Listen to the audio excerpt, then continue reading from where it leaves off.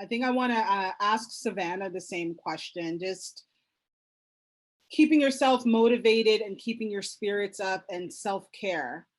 How important is that to what you do every day? Because you're in front of the camera, and I have a horrible poker face, but when you're in front of the camera and you're trying to send that positive energy to, you know, thousands of viewers across the country, how do you use self-care to keep that positive energy?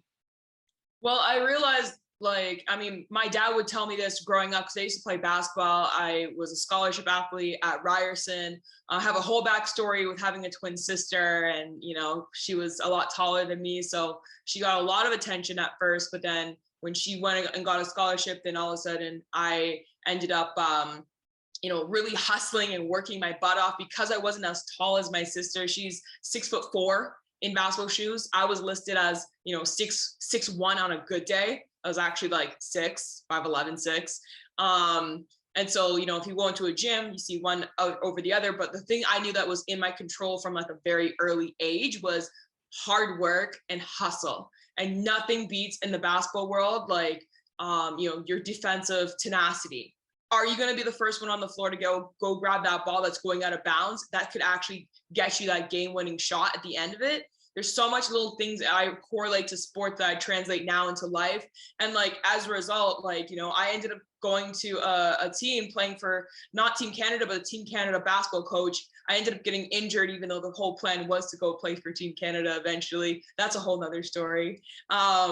But and that dream kind of got parked there, or just kind of had to refocus onto something else. And so for me, that was media.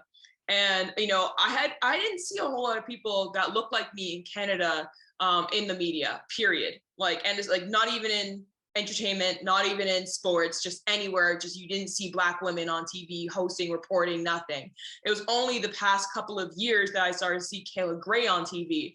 I knew that I wanted to be a reporter when I saw Sage Steele, an American host down there, for the first time when I was 16. I was like, I didn't even know that was an option. And so I kind of combined my hard work that I got from being like a kid, just hustling on the basketball court, working 10 times harder to be noticed by scouts, and the dream of being an on-air host. Combine those two to kind of get to where I am today. But something that really stood out to me from just having our conversation with like Linda and McKinney, even saying, and Connie, to your point, but like, growing up, I was told that, the best revenge is success. But I'm starting to steer away from that now. I think the best revenge is inner peace, actually. And you'd be surprised what comes of inner peace. And so now when I'm on air and I'm hosting and I'm in high pressure situations, because I still work in a very male dominated industry and I get tested almost every single day. So I got to know my stuff inside out. I focus on, what I can control. And if they're already going to be a critic, then who am I to be a critic of myself? I need to be my own cheerleader. And so to Linda's point, even, I felt that when you're like, I gained 5 pounds. I'm like, yeah, this past year has been insanity for me. Like February especially was a crazy much. And like, I'm a runner. I've kind of like, since COVID, can't play basketball really. I've been running, been working out like a crazy person, and like just really been focusing on putting my energy in that. But then when February got so heavy with workload, I looked at my body at the end of the month and I was like, ugh, I did the typical like, I'm getting a bit more here. And then I called myself out on even the way I was talking to myself there. I was like, wait, whoa. How dare you judge the body that has gotten you through so much this past month? You have the audacity to talk to yourself like that? How dare you?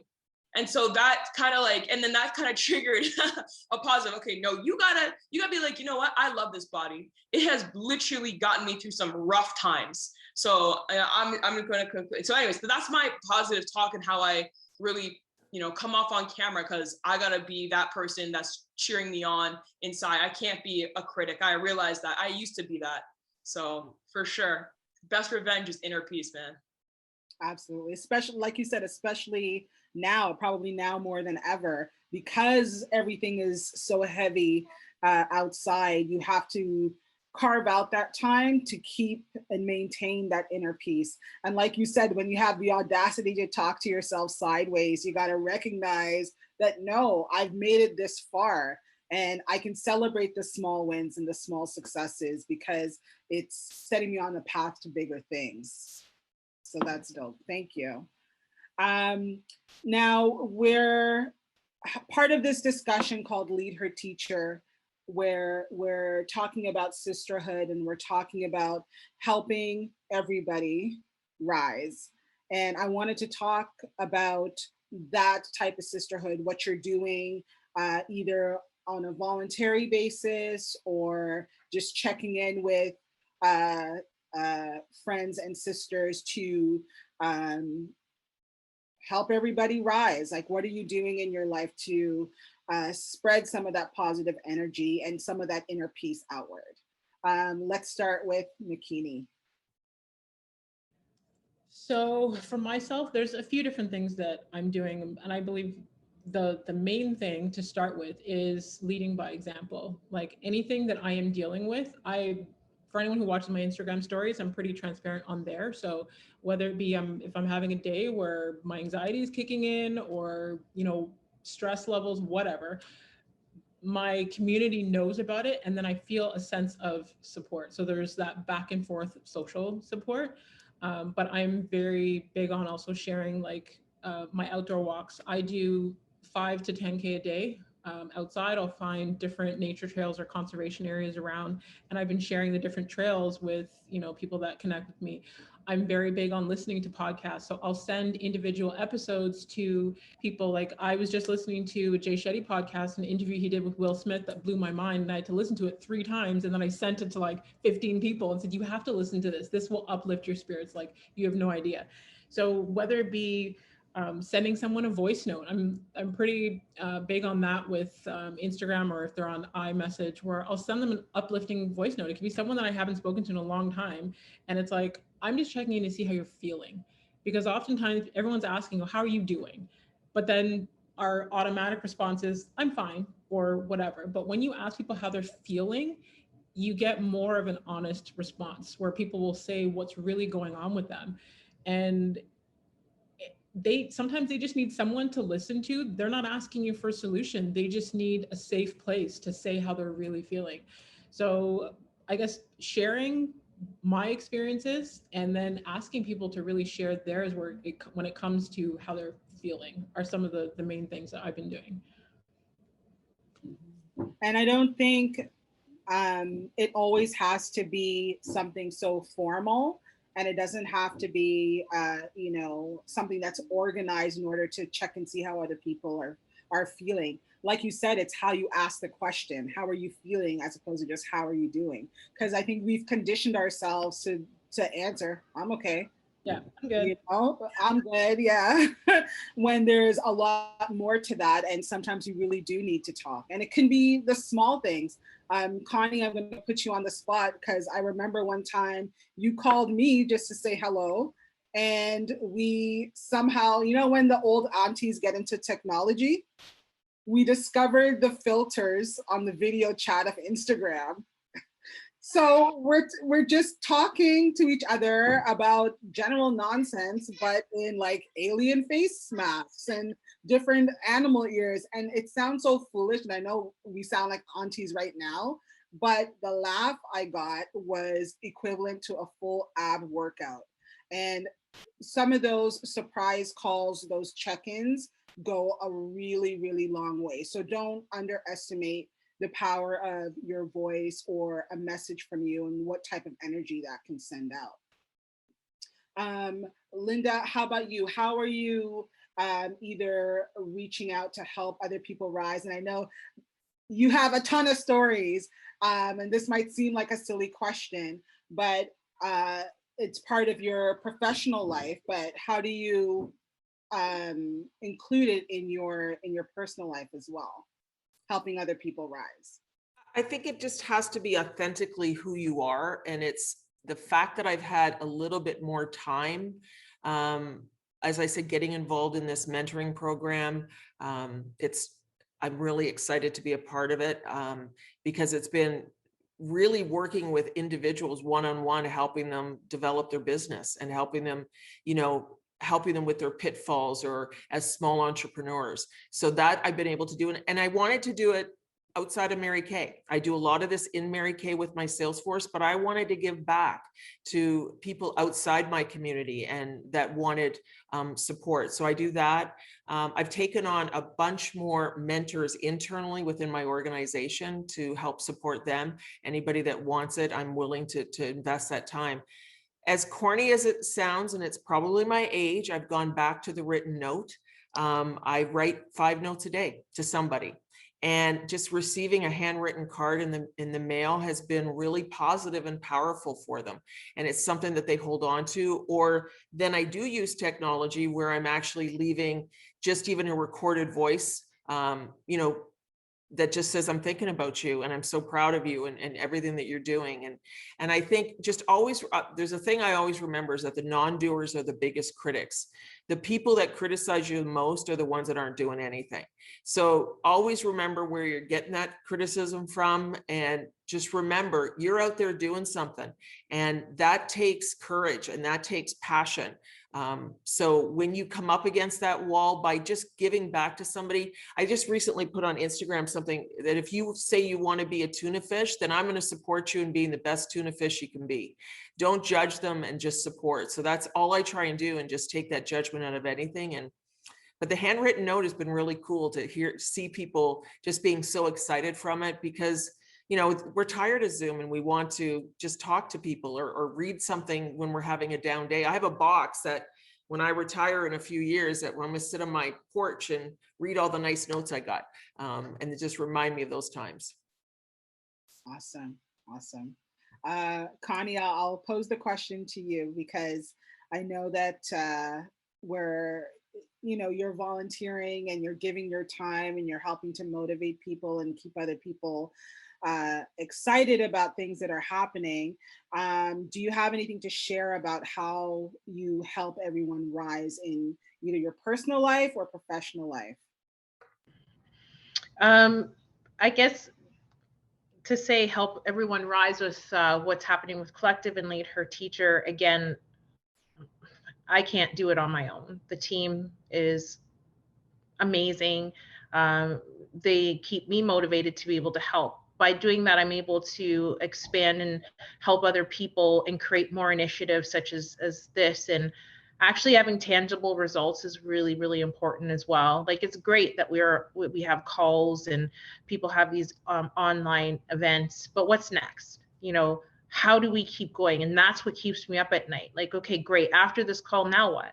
Everybody who has felt inspired from this, what are we going to do? So, not to have a plug or anything, that's why we spent a lot of time, with the Mary Kay team, really thinking about how do we motivate others to keep going. So that's why we did a 3-part series, so we can break it down in chunks, and digestible chunks, and have actionable items after. So after all of this, we're going to create, our own sister circle from LeadHer TeacHer. So having that is what keeps me motivating, being able to help other people. And then I also learned that, staying motivated, it's hard when you're seeing everybody doing things like we just all talk about sometimes what the eye perceives to be as reality, and you see the Insta life and you're not sure if you're doing something wrong, and someone's mom just packed 5 sandwiches, made a keto meal for their kids, and you're like, oh my gosh, go eat the pizza from last week in the fridge. And what I've also learned, that it's not my business what other people think about me. It's not my business. This not. Once I came to that conclusion, honestly, it's helped me, and it motivates me to just keep staying in my own lane, running my own race, and what God has planned for me and the people around me, nobody can stop. So the motivating factors, other people, and just keep going. Yeah. Amazing. I did want to pivot a little bit now into the arena of business and industry, because we have 4 amazing powerhouse ladies on the panel, and everyone has their own lane and their own story on how they got to where they are professionally. Makini, I'll start with you. Just, you mentioned that your life experiences kind of put you down the path of becoming an author. But how did that kind of pivot into other things for you and to becoming the top 2% podcasters in the world? So I'll try. I'm taking notes. Yeah. I'm like, I'll try and give you the Coles Notes version. Okay, so 2009, I was going through a divorce and I became an entrepreneur, but I was selling real estate full time. It allowed me to basically, as a single mom, to still be able to put my kids first and be there for them, but have an income that allowed us to sustain. My sister, who was my best friend, who was my backbone, who was my voice, who even moved in with me while I was going through the divorce to help me take care of the kids, she passed away in 2012. And when she passed away, I was legit in like devastation for 6 months. I couldn't function. I could barely eat. People had to bring me food. I couldn't work. I let my business go. I was a mess. And then I started going to women's support groups, just being able to share my experiences with people that could resonate, the social proofing where I didn't feel so alone. And in that, it was the constant sharing of my story one to one where, someone was like, well, why don't you write a book? Like, honestly, you've had so many experiences. I don't understand. So it was an opportunity to allow me to share my story one to many. And then when in the process of writing the book is where I was introduced to Bob Proctor. And I had known who he was because I had watched the documentary, The Secret, but I wasn't necessarily following everything through. And it was a complete stranger who saw the positivity that I was putting out on Twitter that called me because my phone number was on the internet through selling real estate and said, I have an opportunity for you to meet Bob Proctor. And I thought he was pulling my leg. So I was like, buddy, send me an email. I'm busy. Like it was the middle of doing a real estate deal. And when he sent me that email and I opened it and I seen a picture of him and Bob Proctor and the instructions of the hotel conference room for that following weekend, I was like, oh, okay. And everything that could go wrong that day went wrong. Childcare, like babysitter didn't show up. I got lost. I ran out of gas. I was late. Everything that could go wrong.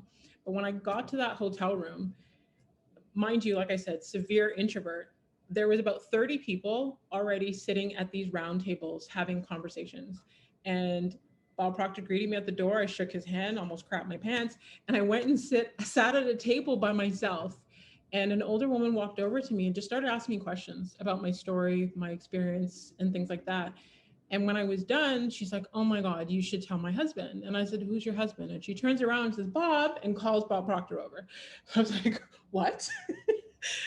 So long story short, I stayed connected with them. Bob, his wife, Linda, his daughter, Colleen, ended up mentoring me hands-on for a year. Linda was amazing, his wife, and she wrote the foreword for my first book. And because they made me feel like my story was inspiring, that I did have something to say, that I had more to give, and they're like the most loving, kind, generous people I've ever met in my life, but they nurtured me. And through that mentorship, they made me see what was possible. They shifted my paradigm because the little girl who grew up in government housing, who was a teen mom, they made me look past that to see what is possible for me, how I could tap into my full potential. And I was like, wow, everybody needs to know this information. And as soon as the first book came out, I like literally dropped real estate. Everyone was like, no, you need to wait till your income kind of levels out. And I'm like, no, I'm done with real estate. I want to help everybody. I want everybody's life to be as transformative as mine has been. And I started mentoring, and then I got certified through his company, Procter & Gallagher. And honestly, when I was asked to sign up for the coaching program, I was at a place where I was going through a breakup because my ex had cheated on me. I was not eating. I was a hot mess. And I was like, I don't have the money for the course. I don't have the mindset for the course. I'm a single mom. I have health issues right now. I can't. And it was in that call where they were like, you were focusing on all the negatives. You were focusing on everything that is wrong. And they started to pull out of me like what they saw in me. So I had to borrow their faith in me to come out of that hole. And that's when I took the course for myself. and realized that there are so many things that we actually know that we don't apply to our lives. And I learned to use the consistency of that. You know, sometimes I repetitively listen to the same podcast over and over until it's ingrained in me. And it was through those processes and how it changed my life where I was like, okay, this is what I want to do. This is it. It gave me beyond hope, but I wanted to be hope for someone else. I wanted to know that that place that I was in, that I could help pull someone else out of that place. So every single day I wake up excited to do what I do. I wake up excited to serve. I wake up excited to inspire. Whether or not I see a tangible result, I know that that one impact that I made in one person's life for that day, that could have a domino effect and go on for how, like, I will never know the tangible results of that. So there's so many things that in terms of what I, you know, it's like the book expanded onto 4 books. And then I was like, I want to hear other women's stories. So I started interviewing other women with inspiring stories of resilience. I'm like, I don't want to see the highlight reel on social media because it's easy to compare ourselves on social media. I think it was Connie that was talking about, you know, you see other moms doing certain things and it's like, yeah, I'm not that kind of mom. That's not me. But it's like, we have these conversations just like this, where we talk about the real, we talk about the adversities that we've gone through and how we got through them so that other women don't feel alone. And I guess that's how it's become, you know, popular to be ranked in the top 2%, because it's not masking real life. It's not making us feel like we're not enough. It's letting us know that we are enough and that there is something in every woman's story that we can resonate with. There's something in, like, I think, Linda, you were talking about in Africa, like even when I did the book signing in Africa and people are sharing their stories, I could connect with something that they were talking about. Like, we connect through our stories. And I think that right now in this time of COVID, it is so needed, where so many people are feeling alone and isolated, and to know that you're not, like, no matter how successful somebody is, they've got adversities that they've gone through. Yes, they may look beautiful. Yes, they may have all these accolades, but they've gone through some serious shit. Sorry for swearing, but yeah, that's how I got to where I am. Preach. That's amazing. That's amazing. And Makini, like, I can, because I've known you for a while, I can see that growth in you. Like, I don't know if you remember, but I interviewed you right after you released your first book. And you were so nervous to do the interview. It was on radio. Nobody could see you. And to see that Makini and this Makini now, it's like almost like night and day, because now you're saying it with your whole chest. You know what I mean? You had the right copy. You had the right words and the right mindset back then, but now, like, it's like your aura. So it's amazing to see. I think we need to get into the Q&A session before we get too far down the road, because we're getting into the last few minutes of the event. So we have a question for Linda. This is from Charlene. As a mother of 5, I feel as though I'm being held back from promotions despite a degree in experience. It's either one extreme of you're a great multitasker, which we can all relate to what were you thinking? All said by females in leadership positions in the pharma industry. I feel women with kids are held back career-wise, and that sometimes older women use their experience of having less mat leave against women who choose to have families. How do we, as a sisterhood who are speaking real, how do we overcome this? You know, it's true. I mean, as a woman and as a mom, there's often times where judgments are made about what I can and can't do. And that was early on in my career. You know, she can't do this because she is a child. She can't travel because she is a child. Her husband was in the police force and worked shifts, so she can't do that. And first of all, I had 1 and I freaked out. So having 5, you were like the superstar. So first of all, give yourself some grace for having 5 kids. My God, that alone. What is your support system? the reality is, and I'm going to speak honest, if you want to do well in business or you want to do well in your career, you have to have a support system that can back you up when you need them. The reality is, when your kids get sick, I didn't take off every single day that Darius was sick. I had, my mom in the background. I had a daycare that I could count on. I had to lean out to my sisterhood in order for me able to do what I do. Frankly, I couldn't have done what I've done without my mom. My mom has been a huge support system and helping me out. So I think, my advice to you would be to find that sisterhood and that backup that would allow you to be where you need to be when it comes to business. Because the reality is, you have to perform. So it's, how can you perform to the best of your ability, but still be that great mom? So look at your support system and make sure that you've got it.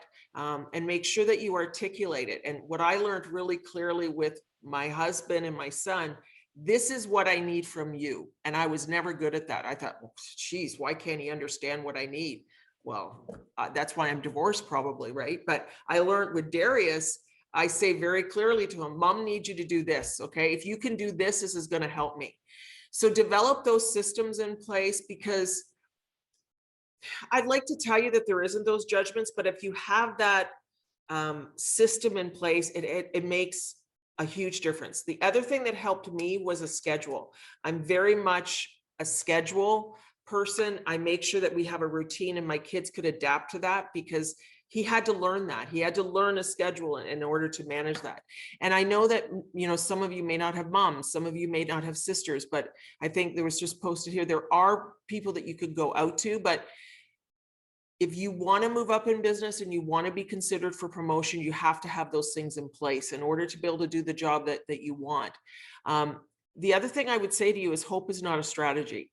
So many people think, I'm just going to hope, and I'm going to hope I'm going to get noticed. You have to have a strategy in place.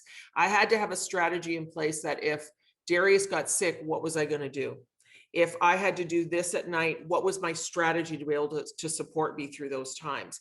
We had issues with Darius from, us when he was younger. There were some development issues and some educational issues. They had told me he was never going to go to university. He'd never be able to succeed. And then the kid just blew everybody out because I was able to focus when I needed to. My goal was to take every PA day off with him, and I did that throughout his life. But have your strategy and have your backups in place, because as an employer, there's an expectation that all of employers have of how you have to meet it.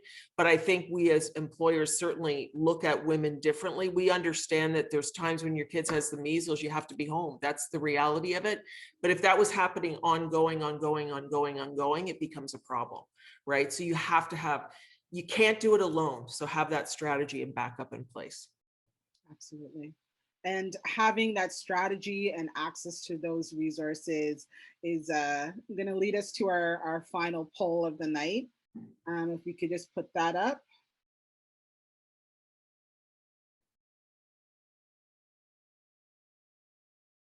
Do you feel like you have resources readily available to succeed?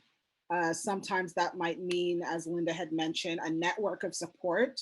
That might mean access to resources that can help make your job easier or make you more available to be able to focus. So yes, no, or sometimes. We could answer that. And something else that you had touched on, Linda, that I actually want to open up to the whole panel, and it was also a question by one of the viewers. Should we make a strategic plan to help everyone rise, or should we just do everyday small things to make the changes? And what does that look like? Now, that's a heavy loaded question, and we want to be able to arm ourselves after we shut down our laptops and we go on with our lives. Is there a plan, and what would that plan possibly entail? Connie, I'll start with you. I think in order to help everyone rise, just little things, like Linda was saying, writing a note. The other day, I wasn't on my in my best glory, and my friend drove all the way down from from out east and to just drop me some flowers at my door and some cookies. I didn't know she was coming, and that moment was not even replaceable. On another level too, just sharing resources. Like there were a couple nuggets. I hope everyone wrote some things down, but McKinney was saying, you know, listening to podcasts over and over and over again, the repetition. In order to help everyone rise, you have to actually take in some of the advice that you're given and applying it to your life. So in order to do that, you just have to find your sisterhood, your sister circle. And if you don't, you know what, some people are like, hey, well, I wonder if I don't want to be a part of the circle, I just want the advice. That's fine too. You just have to understand what your capabilities are and share something with somebody else. That little nugget might change somebody's whole projection of what they're going to do in life. So you just never know how you're affecting people. Mhm. And Savannah, I have the same question for you. What are some tidbits that we can kind of help put into that strategic plan moving forward to help everyone rise? Yeah, I mean, you said something actually earlier that you're like, you know, maybe this wasn't the question. Is it like the bigger decision? Is it the thing, or is it the, you know, collection of everyday decisions? And I'm a strong believer that it's the collection of every single day decisions. And I think we've talked about it starting with yourself, kind of checking in with yourself. You know, I was thinking just even the other day, I was like, how funny is it that we have, you know, we have showers, we brush our teeth, we make sure we have breakfast, and how do we feel if we don't take care of those things? But we don't talk about the mental hygiene aspect. What are we doing every single day to make sure that we're mentally feeling good? Because otherwise all the gunk of the thoughts and the negative self-talk or things you hear from other people, all that stuff that you might be trying to dismiss anyway, but still can get caught up, like check in with yourself, and then that way you could be the best person for other people as well. I like to say, I like the quote that I saw the other day. I was like, check in on your strong friends, the people who think that, you know, they like a Connie, you know, like a Linda, like a McKinney, like you, Melissa, you know, like that pull a lot of weight and carry a lot. And, you know, we do like with such grace that, but like, you know, what are you going through? Like, you could be real with people too. And like what McKinney said, you know, like, you know, how are you feeling? I actually asked, oh, how are you doing? Okay, now how are you really doing? And that's something that I actually had to learn the hard way. And I that's one of the things that to this day stays with me, is that like I actually lost a friend, and she like ended up taking her own life. But just before she did that, she actually texted me, because I just came back from surgery on a knee injury. And she asked me how I was feeling, and I was like, oh man, I don't feel good. Like, oh, my basketball career is ruined. And then I never asked her, hey, by the way, like, how are you doing? No, like, how are you really doing? And so now I think it stays with me to like always authentically and get a real answer. Don't settle for a fake answer. Get a real answer. Just like if someone says, oh, I'm just hanging in there. Oh, just hanging in there? What's up? You know, get in there. So anyways, that's how I like to support and lift up others, outside of the bigger opportunities of like, you know, if you have a job position, like, you know, hey, I think you'd be great for that, like outside of the bigger opportunities. Awesome. I think we're going to take in one last question before we wrap up everything for this evening. And thanks, Rinky, for that question. I know it's addressed to McKinney and Connie, but I think this is something that's great for everyone. But McKinney, I'll start with you. How can we bring a change in the way the Superwoman perspective is seen by many as a paradigm shift?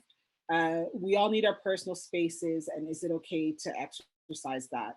And I know Linda had mentioned that earlier too. The Superwoman perspective and view is dead, and I had to like give snaps up for that. McKinney, what do you have to say to that? Like the whole Superwoman name, and just the fact that, you know, that was seen as something great to be called, but in reality, it's something quite different. Well, I guess for me on my end, it's really about the transparency and the authenticity of showing real life experiences, like, you know, social media highlight reel, but being real about the fact that we go through stuff. You know, I'll talk about mental health issues. I'll talk about my anxiety. I'll talk about the grief that I had to go through. I will talk about the heartache that I've had to deal with. Just being real, because we're so used to things being masked or brushed over that we're like, oh, okay, maybe I'm the only one that's feeling that. But the more that we are transparent and vulnerable about the realness of stuff, like I had a conversation with a guy the other day when I was sharing like the realness of the fact that I have a narc parent and I've had like multiple narcissistic abusive relationships. And he was like, oh my God, I thought it was just my mom. Or no. So when we're real about our experiences, other people feel less alone. And the more that you're your authentic self, you start to attract more people who are like that and repel the people who are not meant to be around you. Because, you know, when you are sharing your truth, not everyone is going to like it. Not everyone's going to agree with you, but those are the people who are not meant to be around you. It's cool. You could stay over there. That's fine. But it's, to me, just showing up with the real, not pretending. Like, I think so many people will look at people online and not realize, like, God can't bless who you pretend to be. He can only bless like the real you. You know, everyone wants to, and I mean, I've got, you know, young daughters, like everyone wants to put on a filter and make everything look pretty. But I mean, you can only spray so much perfume on shit. Like, you have to be real that things, it exists. Like, be real. Love it. Yeah.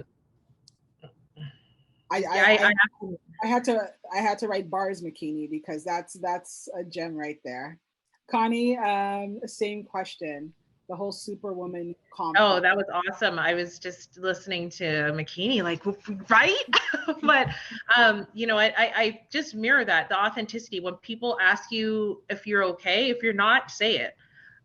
If you have kids, and if they, hey mom, how was your day? Oh, it's okay, honey. No, don't do that. You're allowed to say, you know what, my day was okay, but it'll get better. And because they need to see the human side of you. And to be honest, I just recently learned that, where I was like, okay, what am I doing? No, guys, I'm a little tired today. I actually am. And I honestly, I didn't feel like cooking dinner. And this is the reasons why, because I'd be beating myself up all the time that I wasn't doing things the right way. And then I found that when you actually start communicating and being authentic with your true feelings, people see you for who you are, and they actually start seeing you as a person. Like, we're people too. And then on the flip side of that, women without kids, they get that in the opposite way. Well, you don't have kids, so you can work an extra 10 hours or 15 hours. Well, you know what? If that's your choice and you want your career and you don't want to have kids, be like, I'm sorry, this is my personal space. This is my time and this is my life. And you have to be okay with saying that. And you know what? If they get rid of you, goodbye, close the door, another one opens. I firmly believe that. Wear your cloak of faith and the right people will come around you. That is the one thing you always have to trust, your gut instinct, and trust your faith. Yeah. Got a little emotional there, you know, but sorry. We're in a safe space, so it's all good. So I want to wrap everything up and of course thank all of our panelists, McKinney, Linda, Savannah, Connie. This has been a really good conversation, and hopefully we can see a part 2 coming soon, coming to a screen near you. I do want to say that we have a winner of the Mary Kay basket. And her name is Nandita Bajaj. We're going to contact you through email to collect it. And thank you everybody for your questions, and for the panelists for being so open and having some time to, you know, just snap it up and just feel motivated throughout this whole time. So thanks to all of you. So Connie, I'm going to turn it over to you. Thank you so much. I did see another question come in from Charlene. Charlene, that was directed to Linda. We didn't leave you out. I will email the question and I will get an answer for you, just for time's sake. And if anyone else has any questions, please feel free to email us. I believe we have a slide coming up with our handles on there. And honestly, guys, please follow us. Follow us on our platforms.